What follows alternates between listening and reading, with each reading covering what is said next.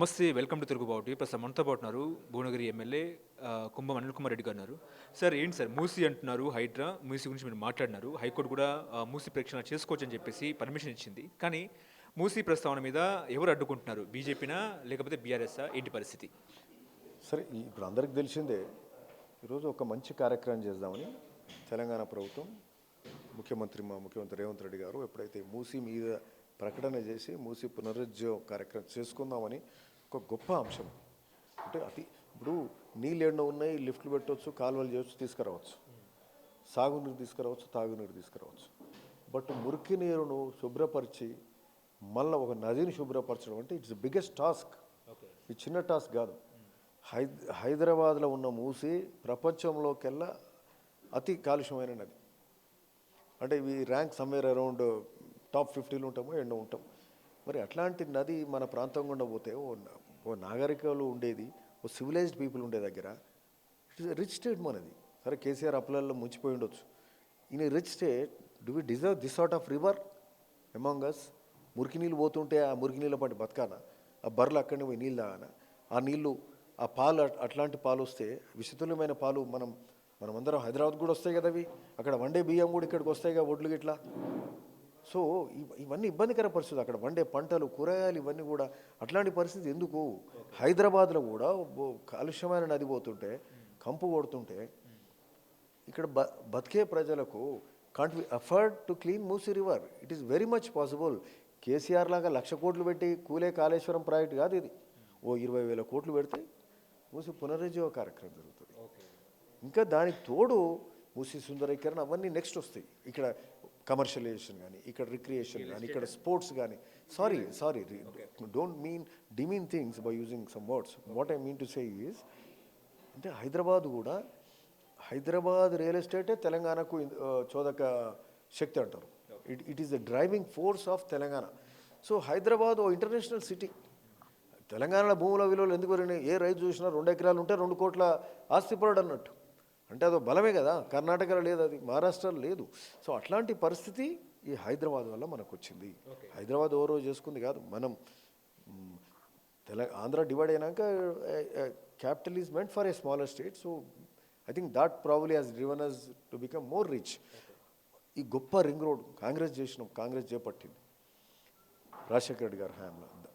That is the driving force.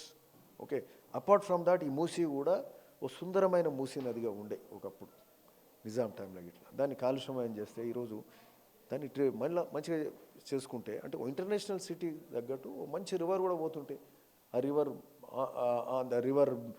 నది ఏమంటారు, ఆ తీరం వెంబడి on the river bed, on the sides, if having recreation center, if having commercial centers, you are having whatever సంస్కృతి, మన సాంప్రదాయాలు ఇవన్నీ కూడా హెరిటేజ్ కాపాడుకుంటూ, హైదరాబాద్ హెరిటేజ్, హిస్టారికల్ థింగ్స్ ఇవన్నీ కూడా గుర్తు చేస్తే రింగ్ రోడ్ ఎంత మనకు స్ట్రెంత్ ఇచ్చిందో ఈ మూసీ కూడా అంత స్ట్రెంత్ ఇస్తుంది. కానీ మూసీ మీద 1,50,000 కోట్లు టెండర్లు పిలిచారని చెప్పేసి, ఆ టెండర్లు రాబర్ట్ వాదర్కి ఇచ్చారని చెప్పేసి బీఆర్ఎస్ ఆరోపిస్తుంది. నిజమేనా? వాళ్ళకేం పని లేని వాళ్ళు మాట్లాడుతూ ఉంటారు. అది డిపిఆర్ కాలేదు, అది ఏం మొదలు పెట్టలేదు.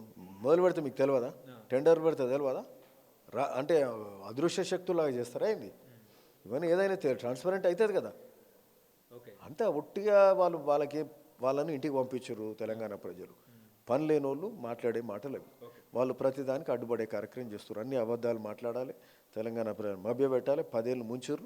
ఇంకా కూడా కాంగ్రెస్ మంచి చేస్తే ఈ మంచి జరగకుండా చూడాలనేది తప్పితే ఎక్కడ మాకు మంచి పేరు వస్తుందో కాంగ్రెస్కు మళ్ళీ రాకుండా పోతామని వాళ్ళ బాధ. ఈ 1 yearలో కాంగ్రెస్ ప్రభుత్వం మీద వ్యతిరేకత వచ్చిందంటారా? తులం బంగారం మీద కానివ్వండి, రుణమాఫీ మీద కానివ్వండి, పింఛన్ల మీద కానివ్వండి, రైతు బంధు మీద కానివ్వండి. అయితే ఎట్లా ఉంటుందంటే, when we promise so many things to form a government or whatever, in the process to help people only. So అవి చేయాలనుకున్నప్పుడు, అంటే రాష్ట్ర ఆర్థిక పరిస్థితి ఈ విధంగా కేసీఆర్ ముంచిండి అనేది మాకు తెలియదు. రేవంత్ రెడ్డి గారికి కానీ కాంగ్రెస్ పార్టీకి కానీ తెలియని పరిస్థితులలో అప్పులల్లో దివాలా తీపించినప్పటికి కూడా ఈరోజు రుణమాఫీ ఏకకాలంలో 18,000 కోట్లు రైతుల అకౌంట్లలో పడ్డాయి. కేసీఆర్ 10 ఏళ్ల కాలంలో చేయలే. ఇందిరా మిల్లు మొదలు పెడుతున్నాం. ఎస్సీ ఎస్టీ బీసీలకు 40% మెస్ ఛార్జెస్ పెంచినాం. ఎప్పుడు కూడా చేయలే, అది ఏ ప్రభుత్వం చేయలే. ఈరోజు అది చేస్తున్నాం. అంటే ఇట్లాంటి గొప్ప కార్యక్రమాలు చేస్తున్నాం.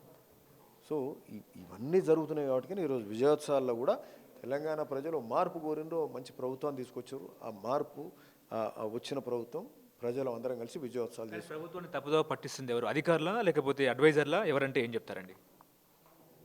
తప్పుదో ఎందుకు బట్టిగానే గురుకులాల విషయాల్లో పిల్లల ఫుడ్ పాయిజన్ ఎవరు తప్పుదోవ పట్టిస్తారు, ఏంటి అసలు ఎవరు వైఫల్యం అంటారు? అది అంటే it is like this.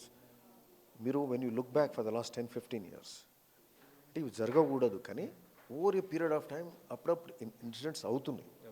Okay, so అవన్నీ జరగకూడదు అనేదే ఈరోజు మెస్ ఛార్జెస్ కూడా ముఖ్యమంత్రి గారు పెంచారు. బట్ నిన్న మొన్న ఇన్సిడెంట్స్ జరగగానే సీఎం గారు ఏం చెప్పారు, ఒక్కటే పరిష్కారం ఏంటంటే ముందు మీరు తిన్నాకనే ఆ పిల్లలకు పెట్టండి అని చెప్పారు. సో అంతకుముందు ఎవరు చేయలేదు. సో సీఎం గారు ఒకటి మళ్ళా మంచి డిసిషన్ తీసుకున్నారు. దట్ ఈస్ వన్ పరిష్కారం దానికి. ఇప్పుడు తెలంగాణ రాష్ట్రంలో అటు కాంగ్రెస్ ఏమో 1 year సెలబ్రేషన్స్, ఇటు బీఆర్ఎస్ ఏమో దీక్షా దివాస్ పేరుతో సెలబ్రేషన్ జరుపుకున్న పరిస్థితి.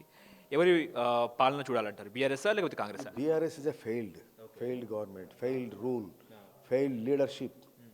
We just don't even talk about TRS, KCR, Harish and KTR. Okay, ఎందుకంటే ఈ రాష్ట్రాన్ని 7 లక్షల కోట్ల అప్పులలో ముంచిండ్రు, ఫోన్ ట్యాపింగ్లు చేసిండ్రు. దేశంలో ఎక్కడ ప్రపంచంలో ఇనవు ఇటువంటి అంటున్నా. ఎంప్లాయ్మెంట్ కోసం ఎగ్జామ్స్ పెడితే ఆ పేపర్లు లీక్ అవుతాయి. ఉద్యోగాలు కూడా ఇవ్వలేకపోయినరు. ఉద్యోగాల కోసమే కదా తెలంగాణ రాష్ట్ర పోరాటం. సో ఆ ఉద్యోగాలు కూడా ఇవ్వలేని పరిస్థితి. అంటే అన్నిట్లో ఫెయిల్ అయ్యి ఏది చేయనోళ్ళు, రుణమాఫీ చేయనోడు, పేదోనికి ఇండ్లు చేయనోళ్ళు ఈరోజు దీక్షా దివాస్ అని పెడుతుర్రు. They are utter failure. వాళ్ళు అసెంబ్లీలో ఓడిపోయినరు, పార్లమెంట్లో అయితే డిపాజిట్లు పోయినాయి. అదే మేము 2018 ఓడిపోయాక పార్లమెంట్లో we won in 3 seats and at least 10 seats we are second. వీళ్ళు ప్రతి దగ్గర ఓడిపోయారు, ప్రతి దగ్గర డిపాజిటే లేదు. అంటే people have rejected. So they don't have any more role to play in the Telangana politics, for which they are trying to again show off, nothing else.